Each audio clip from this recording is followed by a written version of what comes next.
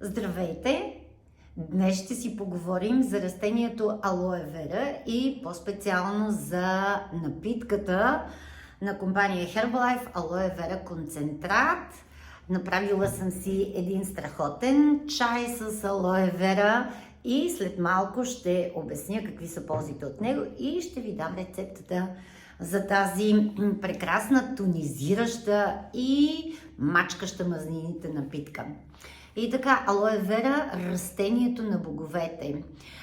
Всички знаят за ползите от това растение алоe вера и в хилядолетията изключително много са използвани всички лечебни свойства и качества на това растение. Много хора, знаейки за здравословният характер на алоe вера, много често го отглеждат в къщите си, в дворовете си и понякога ползват сока от това растение. Това, което ще ви бъде любопитно, вероятно да научите, че има над 400 вида алоe и не всички от тях обаче са полезни, дори включително има и отровни. Но с безспорни доказани качества е сокът от сорт алоe, който се нарича Barbadensis Miller, и точно този сок е използван в напитката на Herbalife. Този сок се отглежда в специални плантации, тъй като компанията има собствени плантации, в които ги отглежда.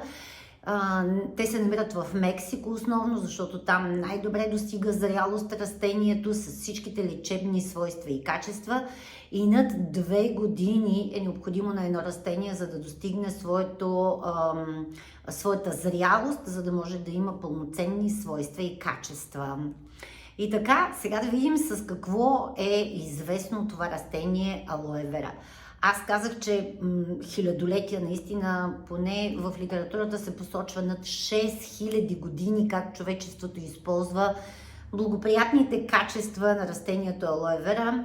Египтяните са го наричали растението на безсмъртието и буквално са го използвали за всякакъв вид болешки, за всичко това, което така може да се лекува с това растение.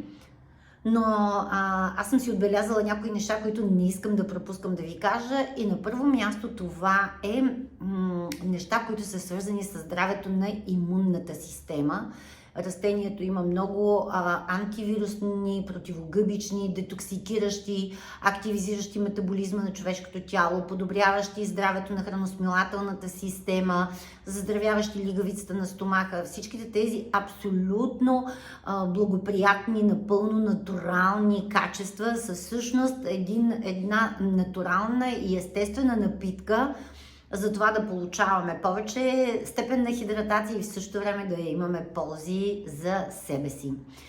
Започвам с това, че в алоето има над 75 биологично активни съставки. Това наистина е, ако можем така да си го представим, какво представлява, това наистина е набор от безценни неща. На първо място ще започна с минералите. Изключително количество минерали, от които цинк, селен, калий, калций, магнезий и всичките тези много, аз казах над 20 на брой минерали в тяхната комбинация са свързани с активизацията на метаболизма и с така изчистващите качества, които има. На следващо място това са витамините в алоe вера. Едно от малкото растения, в които се съдържа витамин B12, това е витамина на живота и витамина, който способства образуването на червените кръвни телца в тялото. Заедно с това витамини от цялата група B, включително B1, B2, 3, 4, фолиева киселина и така нататък, като витамините от групата А, С и Е са свързани с много силните антиоксидантни качества на алоето. На следващо място това са аминокиселините. В алоe вера се съдържат 2 ключови основни аминокиселини. Едната се нарича амилаза, а другата се нарича липаза. Тези 2 аминокиселини са изцяло свързани с здравето на храносмилателната система.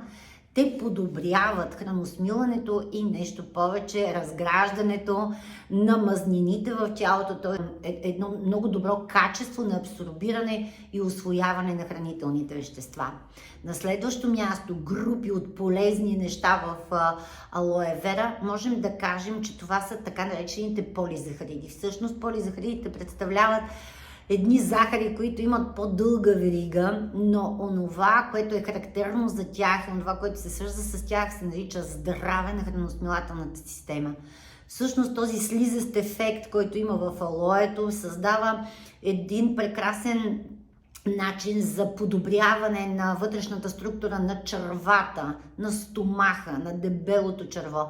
Изобщо по всякакъв начин повлиява здравето на храносмилателната система, а както знаем, храносмилателната система и нейното здраве са от съществено значение за всичко това, което се случва в човешкото тяло.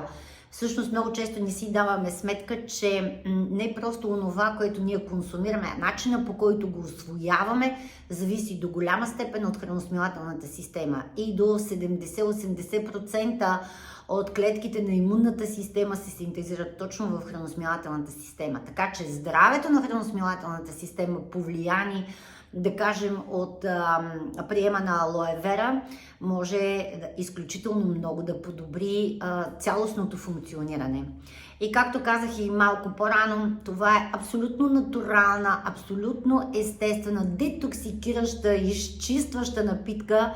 Бих казала, това е вътрешният душ на човешкото тяло и в същото време ни помага по един вълшебен начин да увеличим количеството на вода, което изпиваме, тъй като много хора дори не си дават сметка колко малко количество вода пият. Та като казах това нещо, искам да акцентирам върху изключително благоприятният вкус на алоe вера, защото принципът на приемането, принципът на създаването на тази напитка е ръчно филетиране на растенията алоe вера, студен дестилат, който е също изключително ценно и важно, защото запазва цялата тази гама от всичко това, което споменах до този момент, т.е. минерали, витамини, ензими, полизахариди, целият този богат коктейл, който се съдържа естествено в растението, всъщност ние можем да го пренесем на ежедневна база към тялото си.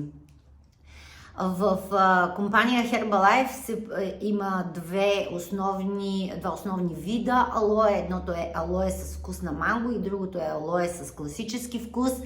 Имат съвсем малка разлика по отношение на калориите, които се съдържат в тях. Алоe с вкус на манго е уникално вкусно нещо, което можете да си го пиете постоянно, буквално през целия ден. Също така за любителите на класическият вкус на алоe, които не обичат така допълнителни аромати и миризми, биха могли да използват класическото алоe. 473 мл има в бутилката и една доза от него е точно 3 капачки. Така че една такава бутилчица би могла, примерно да кажем, да ви послужи в рамките на един месец, за да имате една здравословна и тонизираща напитка.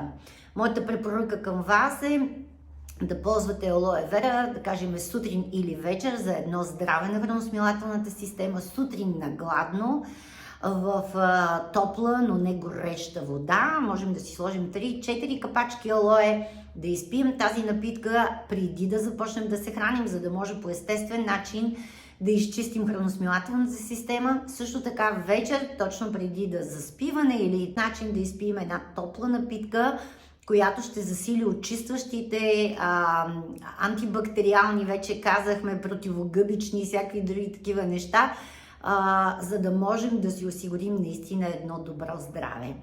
И накрая, както ви обещах, ще ви кажа една рецепта за една тонизираща, детоксикираща напитка, която много често аз си правя.